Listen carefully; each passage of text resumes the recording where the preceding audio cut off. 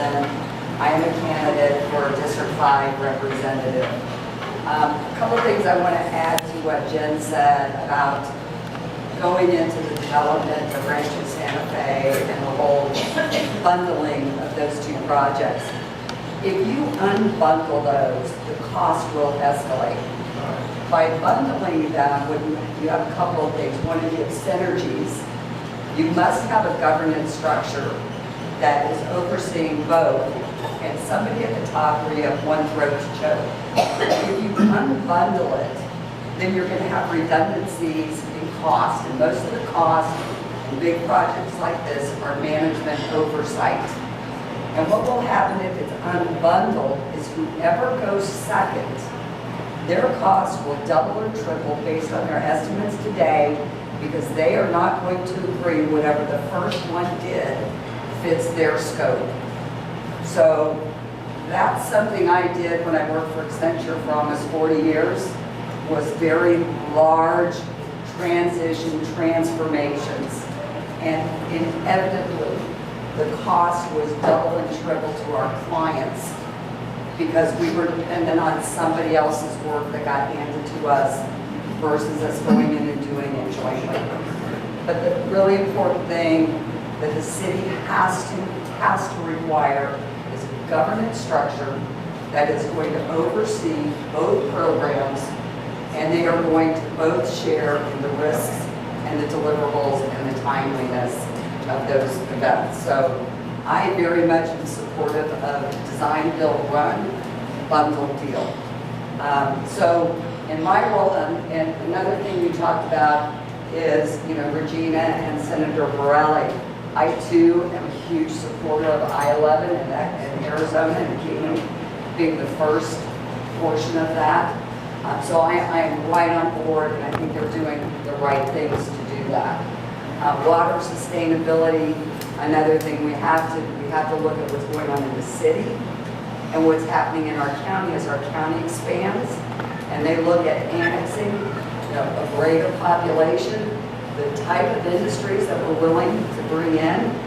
They can't all be living wage jobs. They've got to be more than that. And one of the things that I want to see happen with some of these companies that we're talking about, even if you're talking about transportation and logistics company, their management infrastructure needs to be located here too. Those are the jobs that are going to pay above minimum wage. And when these companies that we're talking to say, well, we need 100 people in 30 days, that's impossible, and they're baiting you. They're baiting you to see what is your hiring plan going to look at. We have a lot of talent in this city, and given time, they can be trained to fulfill those jobs. And for every one job, 5 more jobs is created down the road.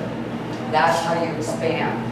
And for every new company, you build that capability and readiness for the next company.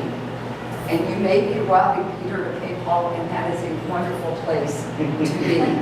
I'm telling you, it's a wonderful place to be. And Kingman is prime, I agree, Paul, absolutely prime for growth right now. And so that's something I'm very supportive of. I'm also looking at what does that mean for Bullhead City and for Havasu and Parker and Salome, which I've been down to, and Ehrenberg. The district is very, very big, but it's all important to this entire district.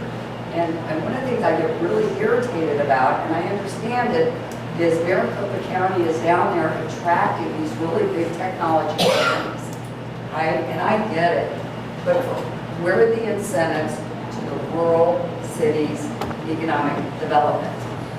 And one of the things I'm going to push on is for every 100 jobs that Phoenix gets, 10 of those have to come to a rural town. And there is no reason why those contact centers, those software development roles and responsibilities and testing, and all of those jobs are not being done in the rural communities. And those are above living wage jobs. We have smart, talented people that can do these jobs. And we have to put pressure on Maricopa County and Pima County to bring the jobs to the rural communities. We have to do that. Those are jobs that don't require big water usage, right? But these are jobs that people can learn and can do with a high school or GED, because they're smart, they're educated, and they have the right attitude to take on these jobs. There's no reason why we're not doing more of this, and that's one of the things I'm going to put pressure on. Right, our district only has 3 votes. Maricopa County has 30 votes in the House. Right, so we've got to have a really loud voice, and I'm that loud voice. You know, I've worked in the corporate world. I don't, you know, I'm not going to disagree all the time. I think there's compromise. There has to be conversation.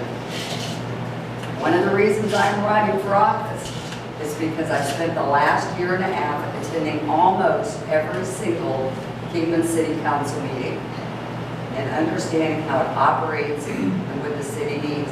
And I don't live in the city, but my investment is my mother does. And I own property in the city, even though I don't live here.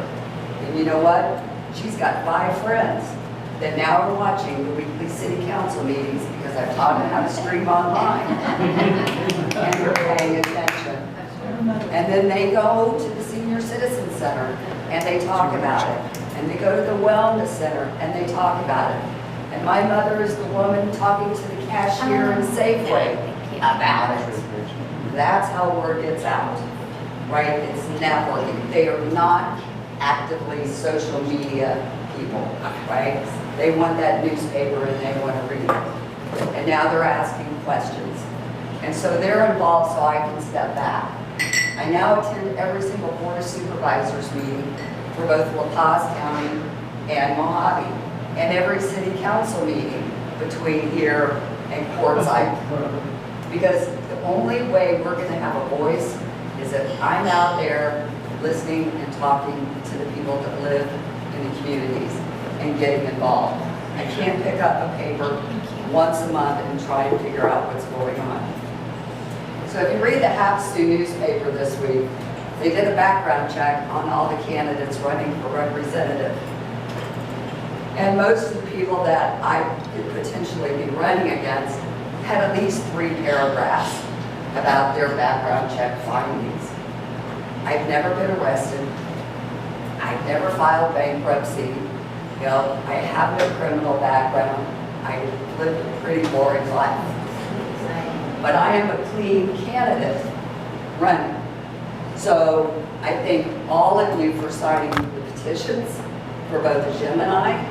We came in with over 200 more than what were required.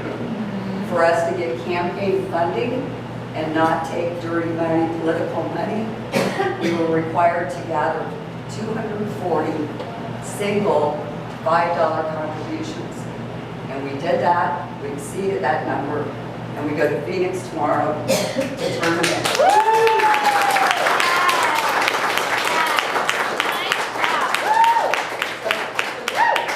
So more political campaign signs that you see out and around, don't listen to this. This isn't you, I'm sure. This isn't about city elections, I'm talking about legislative candidates. How about if I quantify what I'm saying? It's because they're taking corporate money. And if you follow the bills that they've passed, right, those are the bills that favor the companies that they've taken money from. And I don't want to do that because I'm not going to be indebted, right? That's called quid pro quo. You give me this, I'll give you that. You give me this, you give me that. And by doing that, I don't think you're being fair to the constituents that you're supposed to represent.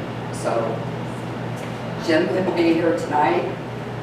She gave a powerful presentation at the Board of Supervisors meeting this morning about water and, you know, demanding the county to put a policy in place to stop selling land to agricultural businesses because they're doing it. You know, we've got to have some control and we have to put some pressure on. Our aquifers are bad, they're draining the rivers. So she continues to fight that fight. Education, you know, one of the people running really wants to repeal the requirement for kids to have to go to school. That's promoting illiteracy. This is that same person who just got busted for doing 97 in a 55. I'm really not worried about him. That's my, That one that made it the one that admitted that he does 140. And if you've ever driven from Fort Site up to Parker or Havasu up 95, that's a dangerous road, even 65, much less 95 or above. That's not who I am. Have I ever gone over the speed limit? Yes. I have. Cool. I admit it, but I'm a pretty transparent person. I do have a pretty clean record. I want to continue to do that. I can't thank you enough on behalf of Jim and I for your support. Jamie, Stewart, Jen, the other council members, and all of you. So thank you. I brought material. If you know anybody who's campaigning and they've got these are called door cards or walking cards. It's not that I support these candidates, but I think I'm for people being informed. And as we go door to door, we hand them out because that's just another way of getting information to different people. So thank you very much. She'll take a break.